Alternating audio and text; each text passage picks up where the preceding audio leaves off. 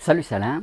Alors, quand on parle d'entrepreneur, on voit souvent, ou d'abord, une personne qui crée, qui développe sa propre activité. Mais nous pouvons toutes et tous entreprendre. Alors, peut-être que vous vous demandez si vous-même vous avez l'âme d'une ou d'un entrepreneur. Alors, je vous propose que l'on évoque 4 façons ensemble d'adopter le bon état d'esprit pour être dans la peau de l'entrepreneur que vous pourriez être. Parce que finalement, avant tout, entreprendre est un état d'esprit et non pas, surtout au début, une notion de position hiérarchique. Vous avez ouvert cette boîte toute seule il y a 1 an et demi. N'oubliez pas qui a fait ça. Mais avant de détailler tout cela, si vous êtes nouvelle ou nouveau sur cette chaîne, sachez que j'y partage du contenu pour vous permettre d'optimiser votre quotidien, d'optimiser votre vie, pour ainsi exploiter la meilleure version du leader et de l'entrepreneur qui est en vous.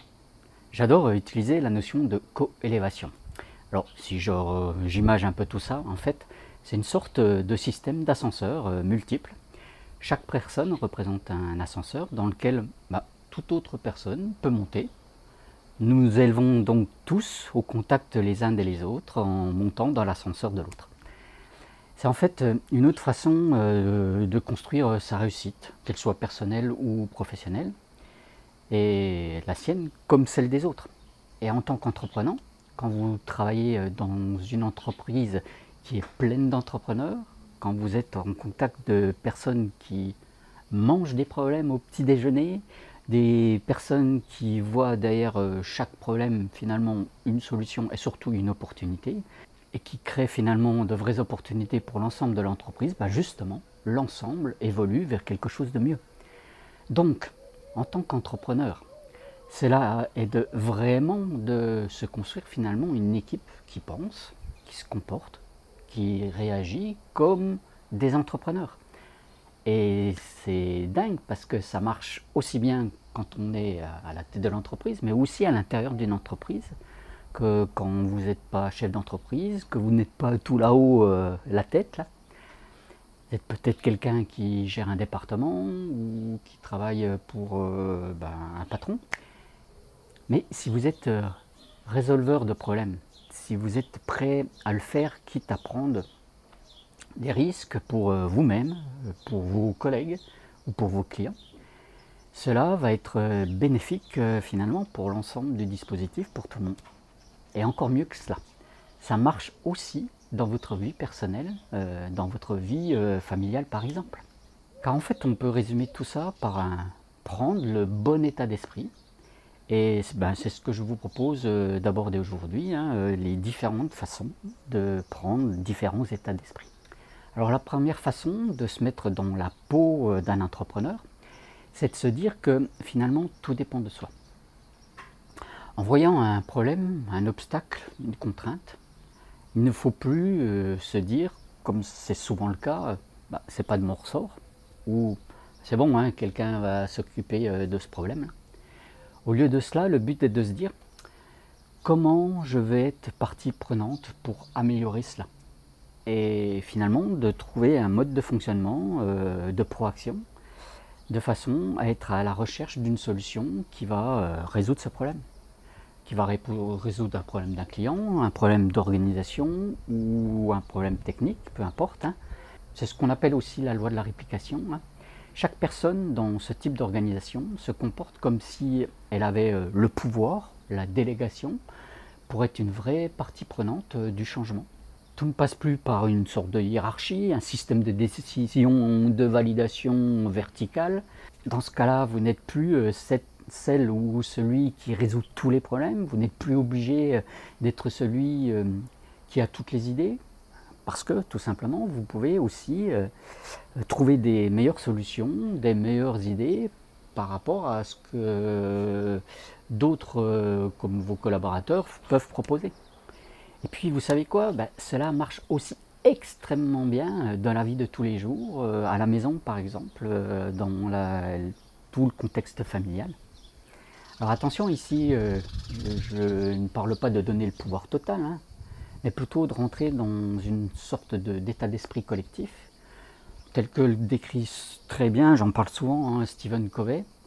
En fait, ce que dit Stephen Covey, c'est qu'il faut savoir agir, décider, réagir, chacun dans ce que nous sommes en capacité de prendre dans notre zone de contrôle. Sans faire en sorte de renvoyer la balle aux copains ou sans finalement distribuer la patate chaude à quelqu'un d'autre. Là, le but, c'est de prendre la responsabilité de nous-mêmes, sans surcontrôler bien sûr les autres, en ayant un bon système de délégation. Si vous voulez en savoir un peu plus, là j'ai déjà fait une vidéo sur le sujet, je vous mets le lien là au-dessus et dans la description. Mais il y a aussi le fait de ne pas se décharger totalement sur les autres. Il faut être juste donner le bon niveau d'autonomie, c'est-à-dire être capable de juste donner la bonne confiance pour la résolution. Et ça passe par le fait de dire de lâcher prise aussi, de ne pas absolument vouloir que la résolution d'un problème se fasse selon notre propre mode de fonctionnement, notre propre compétence. En fait, c'est changer d'état d'esprit, passer du mode expert au mode entrepreneur, du mode homme ou femme orchestre, et à celui de chef d'orchestre. Alors reprenons, on dit 7. Le deuxième type d'état d'esprit entrepreneurial est la notion d'ingéniosité. Parfois, vous n'avez pas à votre disposition immédiate toutes les ressources nécessaires. Vous n'avez pas le temps, peut-être que vous n'avez pas l'argent, ou tout simplement pas encore les compétences nécessaires pour. Et le but ici est d'amener les gens et soi-même à réfléchir aux ressources qui sont disponibles de façon très créative. Ce qui s'est passé pour Apollo 13 et ce qui est très bien expliqué dans le film, là, il va falloir faire en sorte de rendre opérationnel un truc rond qui rentre dans un truc carré. Et en plus avec les moyens du bord. Et pour ça, vous pouvez vous poser des bonnes questions du genre que pourrais-je trouver pour gagner du temps? Ou que pourrais-je proposer pour rendre ceci plus plaisant? Le switch ici est finalement de regarder quelque chose qui peut paraître d'une certaine manière comme étant négative et de se demander pourquoi est-ce un avantage? Qu'est-ce que cela rend possible? C'est un vrai switch. Vos dons ne sont pas mérités, vous nous coulerez avec de tels pouvoirs. Ça nous amène au troisième état d'esprit, accepter la notion de risque. Et voire peut-être, pour aller un tout petit peu plus loin, être tolérant au risque de l'échec. Et dit autrement, c'est oser sortir de sa zone de confort. À chaque fois que vous avez peur d'agir, demandez-vous, mais de quoi ai-je peur? Que puis-je essayer malgré cela? En prenant un risque, vous allez devoir être plus vigilant, plus concentré, vous allez peut-être mettre plus d'intention.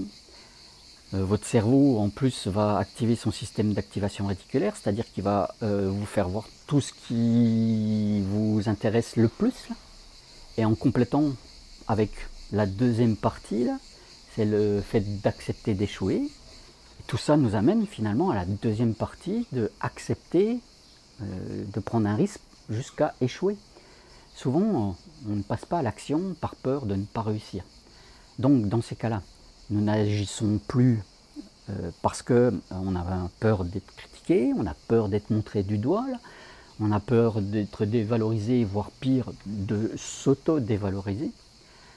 Du genre, si un client nous dit non à une offre, il y a une petite voix, bien sûr, à l'intérieur, là, qui va bien sûr revenir et de dire « Tu vois bien, je te l'avais dit, que tu n'étais pas capable de proposer une offre à ce type de client, là. » Au lieu de se dire « Qu'est-ce que je pourrais améliorer pour la prochaine fois?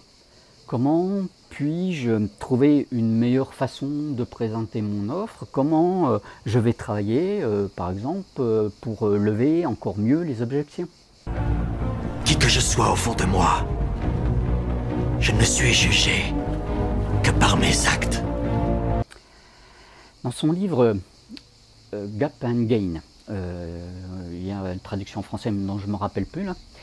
Dan Sullivan explique très bien comment finalement faire un switch en termes d'état d'esprit et d'arrêter de regarder constamment l'écart entre là où nous sommes et là où nous voudrions ou nous aurions voulu aller. Et à la place, il est important de se dire voilà ce que j'ai accompli. en se demandant tout simplement, ben, qu'est-ce qui s'est passé en cours de route? En quoi ai-je avancé? Et en quoi ai-je avancé pour que maintenant je me dise que voilà ce qui est génial là maintenant, alors que c'était pas vrai il y a encore quelque temps. Et le dernier point, le quatrième, que je voulais aborder est la notion de résilience. Et de nouveau, pour aller un tout petit peu plus loin, la notion d'antifragilité. En fait, pour expliquer simplement les différences, là, la fragilité, c'est en fait quand nous ne nous relevons pas. Il y a quelque chose qui se brise. La résilience, à contrario, c'est cette capacité, par exemple, de tout bébé, là, de tomber sans arrêt quand il essaye d'apprendre à marcher, de se relever à chaque fois. Hein, on est tous passés par là en tant qu'humains qui marchent. Et puis, il y a la notion d'antifragilité. Donc, c'est pas moi qui ai inventé ça, hein, c'est un monsieur qui s'appelle Nassim Taleb. Il y a un super livre là-dessus. Ici, l'idée est de surmonter un obstacle et faire en sorte que celui-ci nous rende plus fort.